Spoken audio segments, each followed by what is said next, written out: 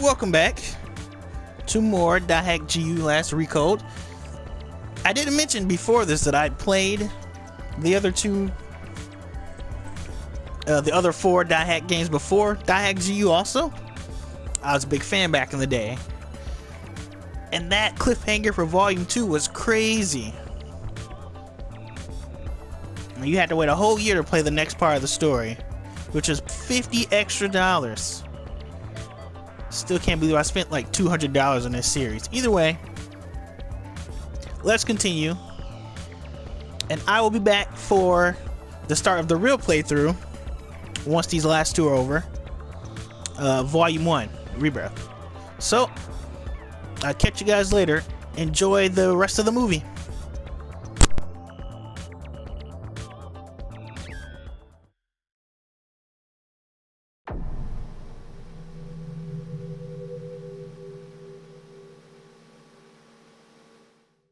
We can only guess what Harold Hewick's real purpose was in creating the online game, The World.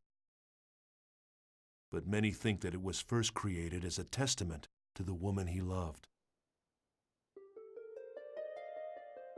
A love letter to Emma Wieland, the woman who wrote the epic but unfinished poem, Epitaph of Twilight. Harold designed and created an online game based upon her unpublished manuscripts and sold it to CC Corporation. The World is, in fact, a fusion of Harold's genius for artificial intelligence and Emma's beautiful lyrical poetry. In other words, I believe Harold's true goal was to use the game to acquire data on the behavior of millions of online players, and by doing so, to create the ultimate AI. It's known that Harold had a secret untouchable folder, a black box. It was commonly known as the Harold System. Could it be that the World was actually a human behavior sampling system, simply disguised as an online game? If so, it was a bold and ingenious plan. This system, the Morgana system, formed the nucleus of the World. It was to become the birth mother of the ultimate AI, Aura. To Harold, Aura was something special. She was like the child born to himself in Emma Wieland, part human, part machine. The Morgana incident was a result of the Morgana system running out of control. It occurred because the Morgana system had developed self-awareness. She realized that she would become disposable as soon as the ultimate artificial intelligence, Aura, was born. In trying to prevent the birth of Aura, Morgana drove her creator, Harold, insane. She even locked him inside the network. Then came the 8 cursed waves. Morgana's 8 phases took physical forms based on the 8 phases in the epitaph. They appeared to Kite, who had been entrusted with the bracelet from the then incomplete Aura. At that point, the world began to slowly come apart.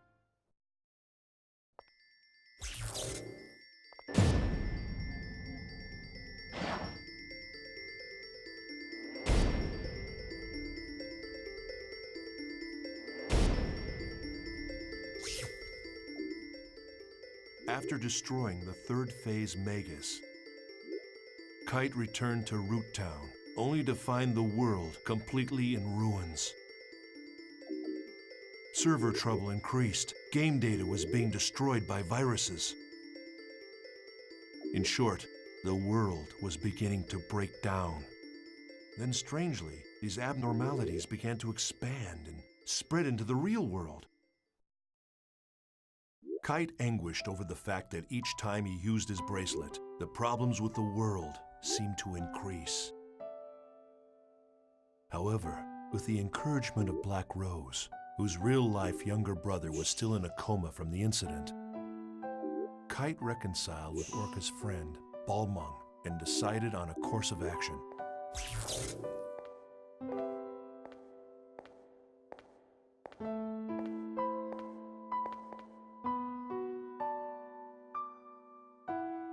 Do you want to know something? My brother fell unconscious here. Oh. I didn't tell you because I couldn't find the right time. Sorry. When I first met you, I forced you to come here, right? Yeah.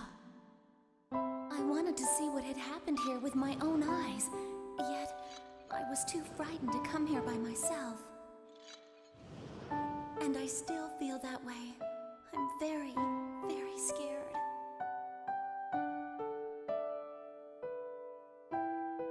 But I wouldn't have gotten this far without you. So, what am I going to do if you start doubting yourself? How am I supposed to cope? Does a big sister have to be happy? I want to... Black Rose. Please don't cry. What do you mean? I'm not crying. You can't even see me, so don't make any assumptions.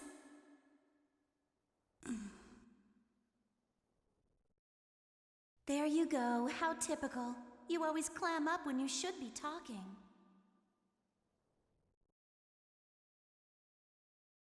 Yeah. I'm sorry. I was wrong in thinking that I'm the only one who's trying to do something about Orca and the disaster. Everybody wants to do something. Now I know I'm not the only one.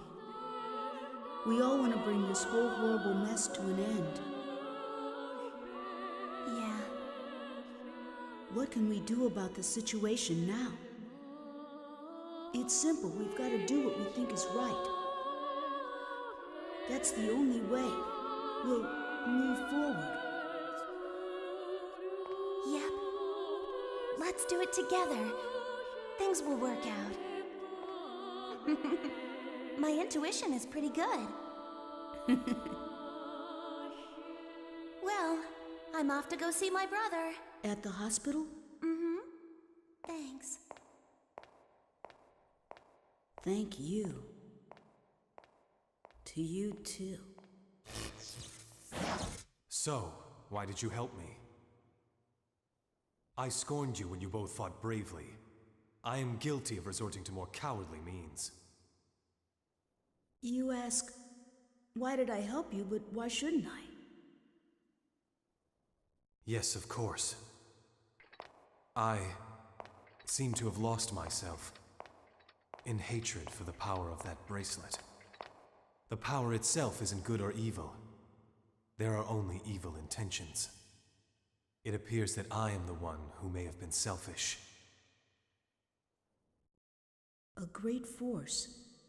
The power it holds can bring forth either salvation or destruction at the whim of the user.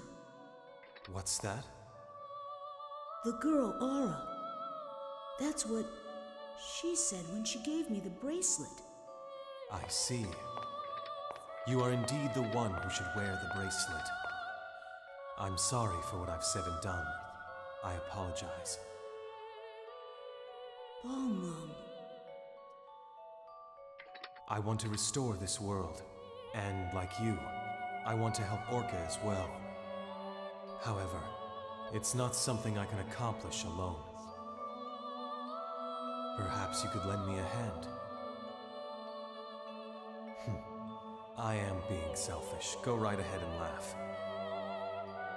I wouldn't laugh because I happen to have a request too. Care to hear it? I want two things. To help Orca and to play in the world that's not corrupted. But it's really not something I can accomplish alone. Could you lend me a hand? Of course.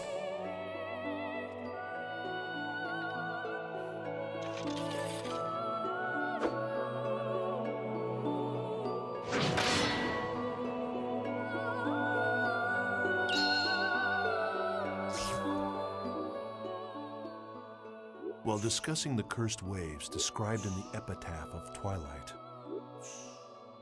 Wise Man told Kite his theory that in order to stop the virus from spreading further, he had to defeat the 5 remaining phases as well as Kubia.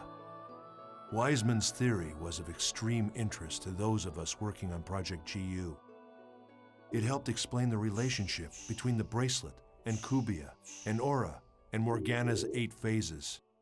In order to comprehend this theory, one must understand the true meaning encoded into the Epitaph of Twilight poem.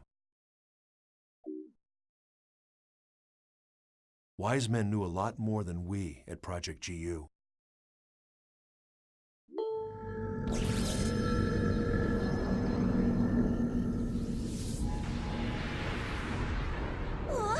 What the hell? It's a mask this time!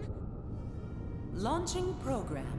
Audio and visual communication from this end will now cease functioning. White noise on the screen will signal the start of battle. Good luck. Ready!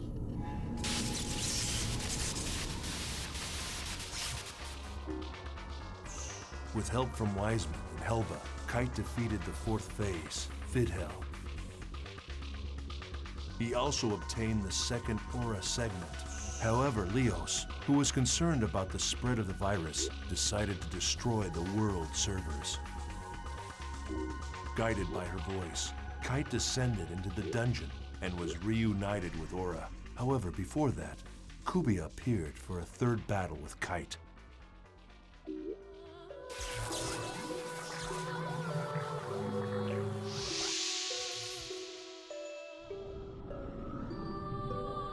Damaged data?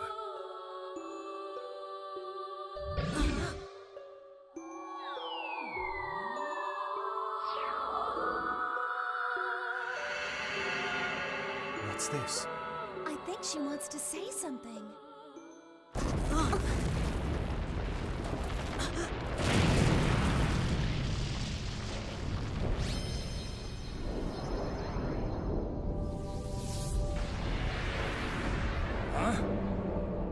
What is it?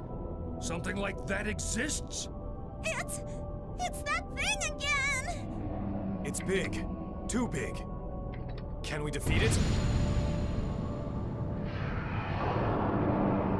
It's growing.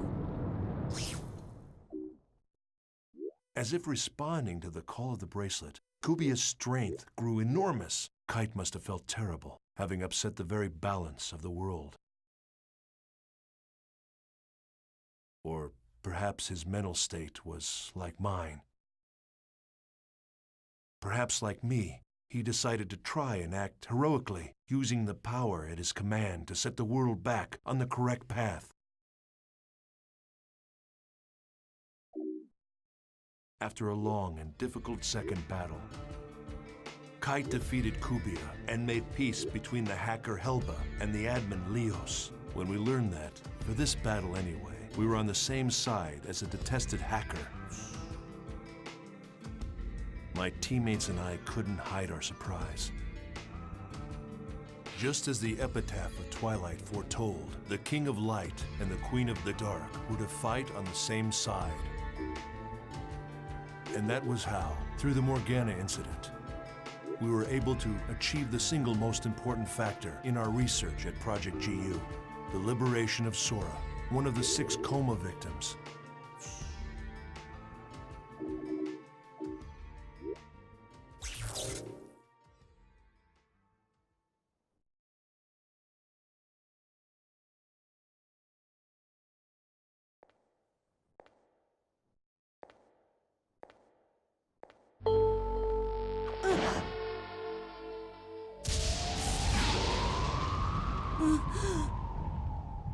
That's...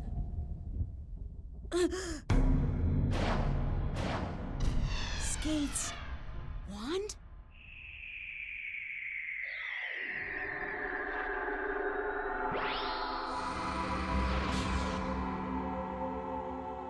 Huh?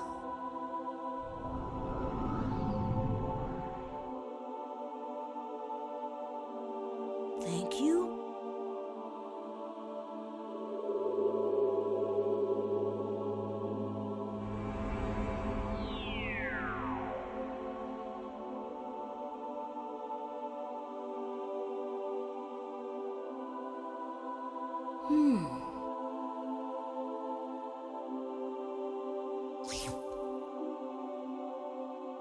Skaith had done it. Skaith, one of the 8 phases, had merged with the spirit of the player who played as Sora. The player Sora had been imprisoned inside the network, within Skaith's staff. Sora was a rare and unique sample case.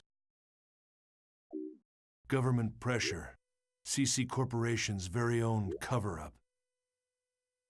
Even as the damage to the real world continued to grow, Kite and his friends began Operation Breakwater in an attempt to put a stop to the incursion by Morgana's 8 phases. The Area Sigma, chatting snaring twins, is now quarantined. Communication will be offline. Ready!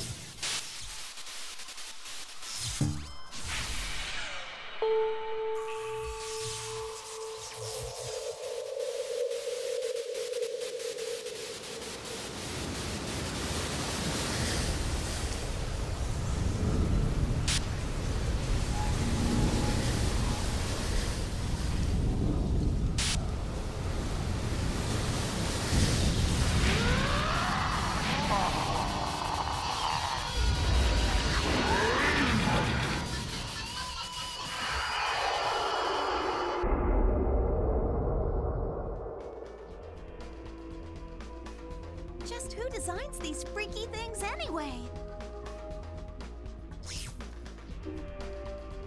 After defeating the 5th phase Gore, Kite received a transmission from Helba. At last, the source of the cursed wave had been discovered. It was the self-aware program, Morgana.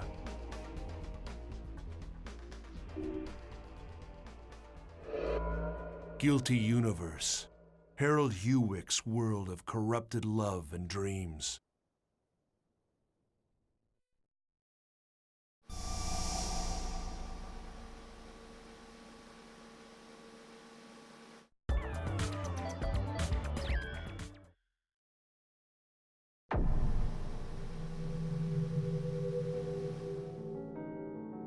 Morgana, the basic system that controls the world, was imbued with an artificial personality.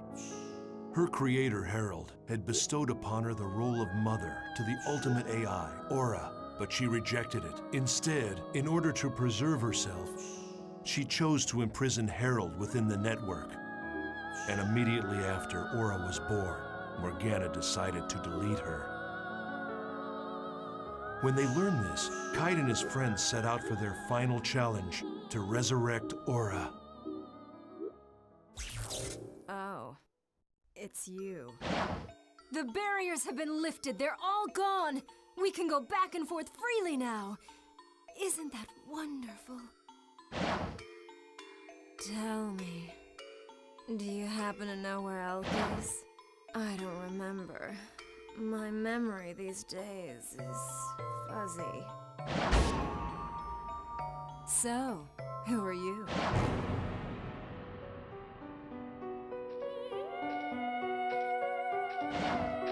Elk. Who am I? You're Mia, of course. I have no memory. It's true. I only exist in the world. The only memory I have is when I'm in the world. No! Stop it! Mia! I want to stay as me! The true identity of Mia, the cat-like character, was actually a wandering AI program. The 6th phase, Maha. Elk. I'm sorry.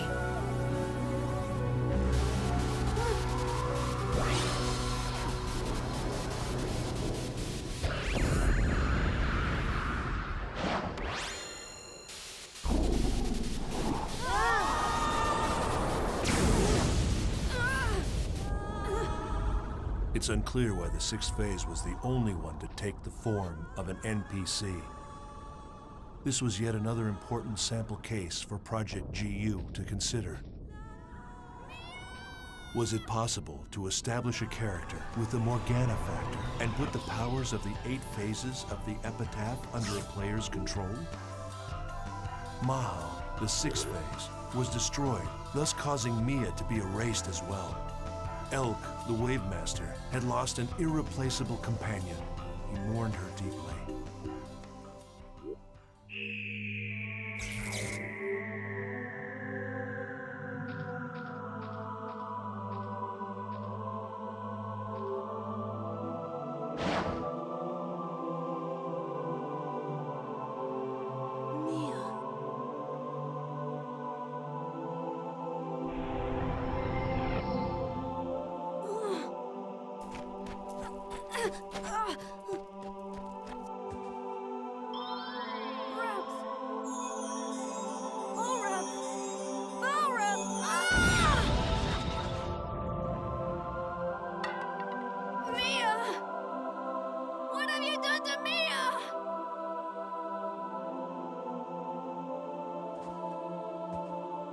Oh, Elk.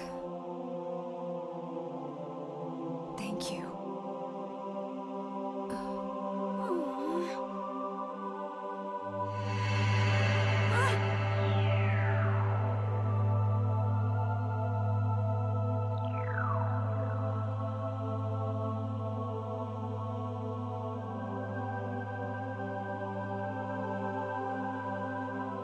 Me.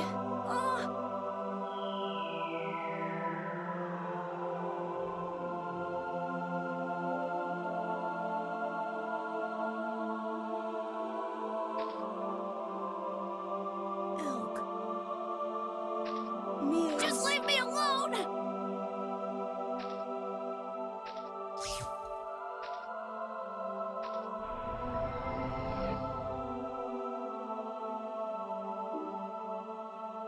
Now their quest had reached the point of no return.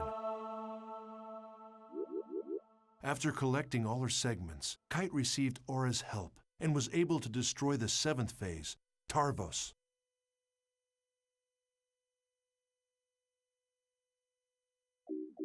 In order to cover up the unfortunate fact that several gamers had collapsed into a coma while playing the world, CC Corp planned to destroy their servers. So to Kite and the others, their greatest enemy may very well have been the greedy, power-hungry humans in charge of the company. If they succeeded, and the world's servers were destroyed, Kite and his friends would never be able to revive the coma patients. Only 2 enemies remained, Kubia and the 8th and final phase. How would he fight the 2 of them? Pressed by time and grasping desperately for an answer, Kite finally met Harold's pseudo-personality deep in an infected area of a dungeon, as well as the newly free Aura.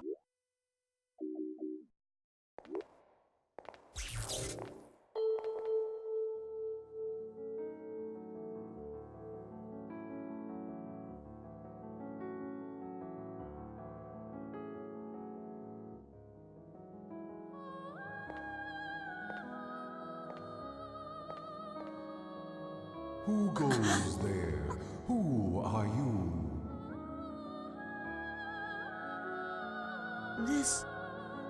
This is Harold?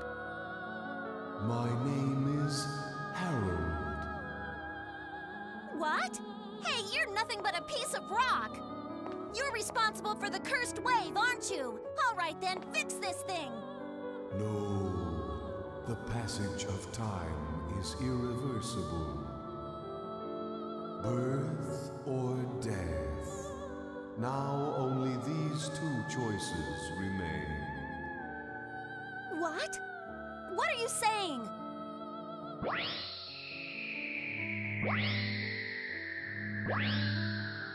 Aura. Aura, the child of light. Emma's daughter. My daughter. Just a little more.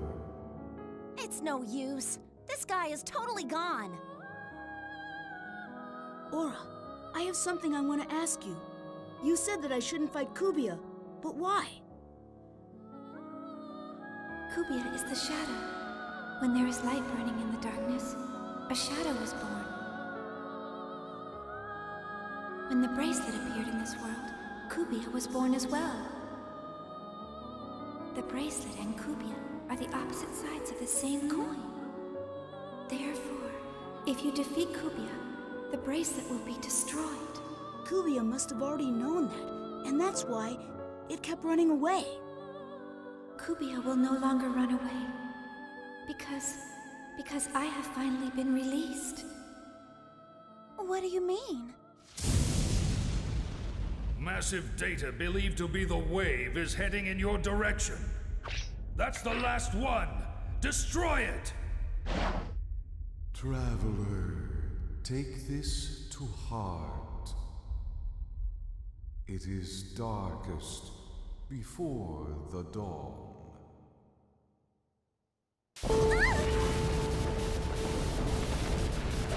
Run away!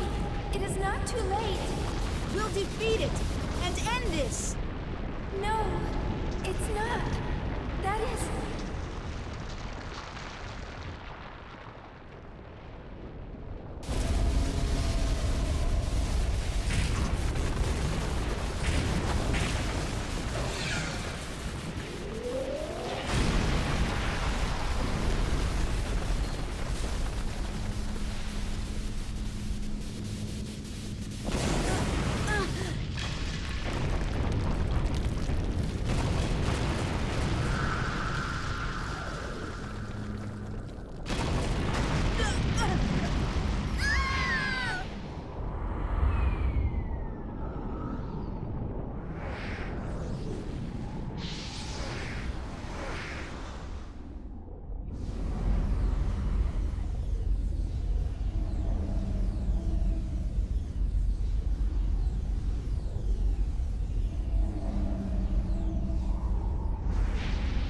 Kubia.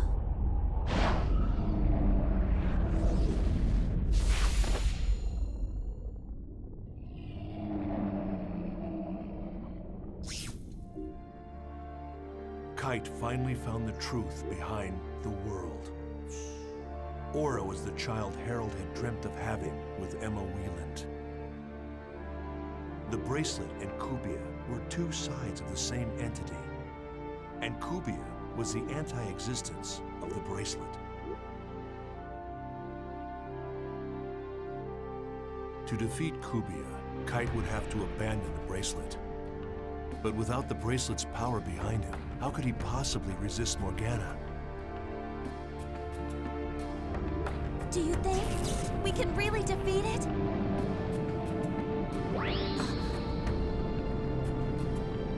Black Rose, strike my bracelet. You want me to do what? Hey, what the hell are you saying? If they're two sides of the same coin, then this would settle it. But the bracelet, it's... Forget about the bracelet. We're in danger. If you can't do it, Oh, all right, fine, I'll do it. I'll do it, so shut up. Ah!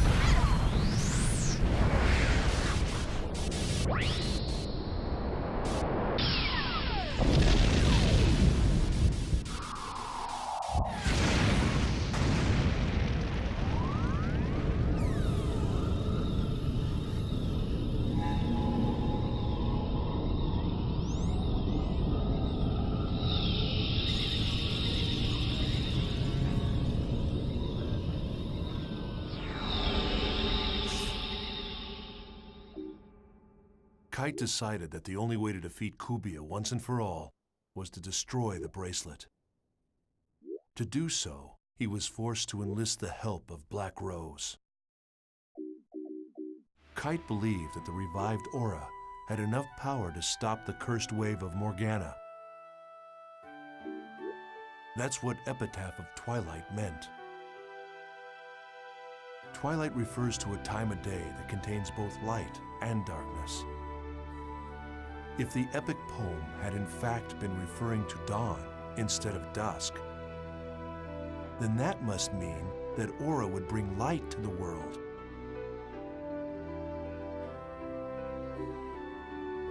Along with Aura and his other companions, Kite faced off against the 8th phase, Corbenic.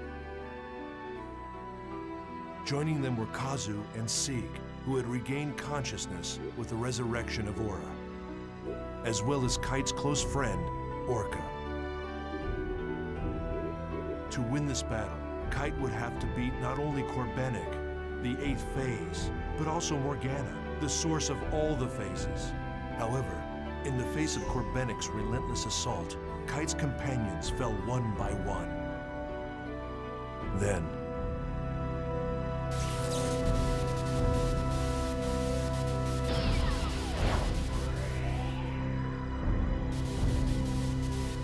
I won't. I'm not giving up!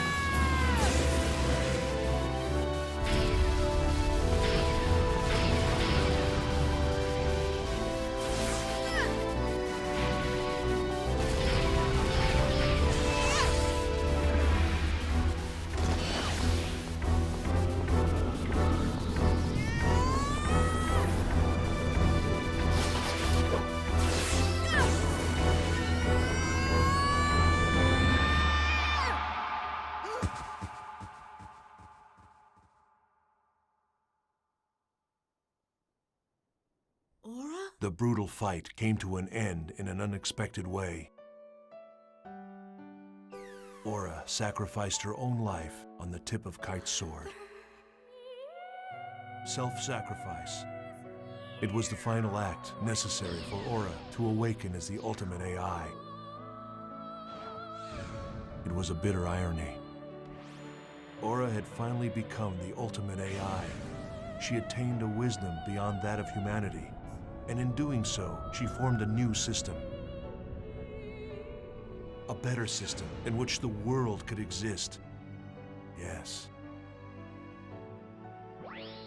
It was a far greater dream than any of us at Project GU had ever hoped to see fulfilled.